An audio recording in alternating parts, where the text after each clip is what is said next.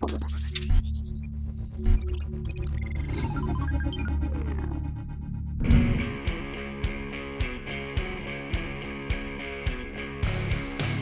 has driven in its latest model, the WRV, and India gets it first. The WRV is good looking, compact, but now it has to deal with a lot of competition. There's that, and that, then there's that, and that car too.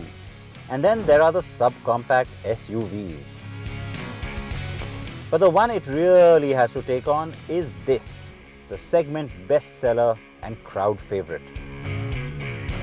Subcompact SUV, and well, I guess I've got to call that one a subcompact crossover.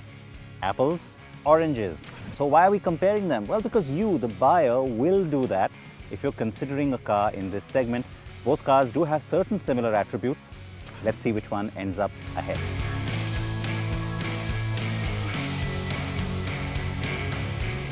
The Honda WRV with me is the 1.5-litre ID.Tech diesel engine one, and the Maruti Suzuki Vitara Brezza is the ZDI Plus with the 1.3-litre DDIS.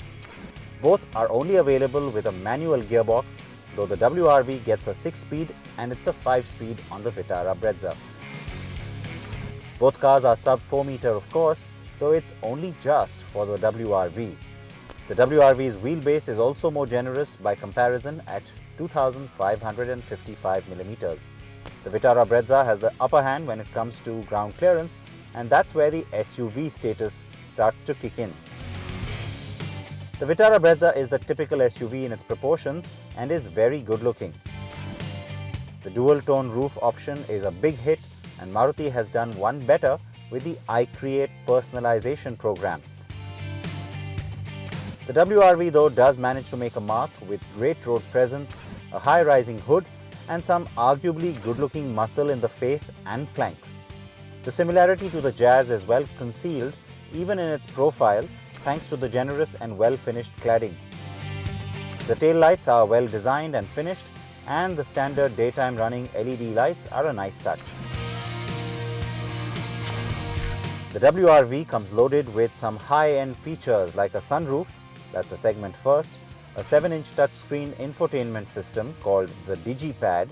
It has navigation, a 1.5 GB internal memory, optional Wi-Fi for internet support, a reverse camera with normal and top views, and smartphone connectivity through MirrorLink.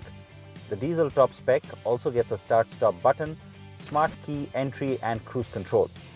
Safety equipment is standard across all variants with ABS, EBD and dual airbags.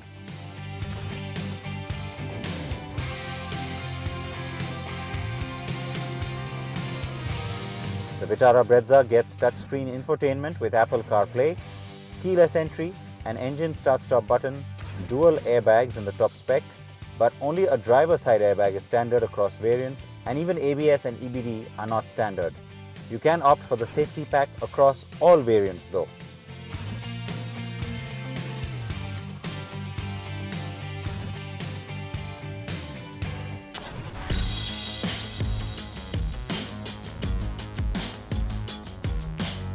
Honda's worked on the sound damping and it's a lot better than some of the other models that carry this engine, but still too much of that noise filtering into the cabin for me. And the plus side though is that it's overall a very refined car otherwise, outside of the engine noise. Everything else about how it feels in terms of its drive, its suspension settings, as well as its overall ride comfort and even the response of the engine certainly is where this car scores.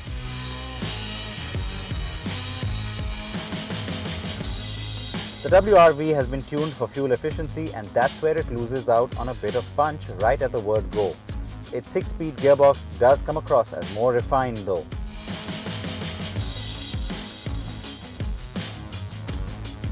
Now, the 1.3 DDIS is a gem of an engine. We've praised it for so many years. It does its job on the Vitara Brezza really well too. It's sporty, it's responsive, and the other advantage you have on this car is that because it's been styled to look like an SUV in terms of its shape, it's also giving you this typical SUV driver position. You have that commanding position on the road, and that's something that buyers in this segment would really appreciate. The Vitara Brezza does have a hint of roll and still feels a bit bouncy given how light the car is to begin with, and the difference in build also comes through on this aspect. Where the WRV feels more planted, the Vitara Brezza does not. But the Vitara Brezza is hands down the better value product. After all, the diesel-only car starts at 7,26,000 rupees for the LDI and goes up to 9,92,000 for the ZDI Plus with dual-tone roof. The WRV S is priced at 7,75,000, that's the petrol, but the diesel variants are at 8,79,000 rupees for the S and 9,99,000 for the VX. Honda has chosen not to offer any base variants, as it were, opting for better loaded variants only. The Vitara Brezza is the no-brainer for not just its looks and cool and young customization options, but also for its efficiency and value and the sheer fact that it's a Maruti Suzuki. And Honda's push for segment best mileage has dulled the punch on the diesel too. But on every other count, the WRV will make you feel good about it. Throw in Honda reliability and usually good resale premiums and things start to sway its way. So there it is. The WRV wins this rather close contest.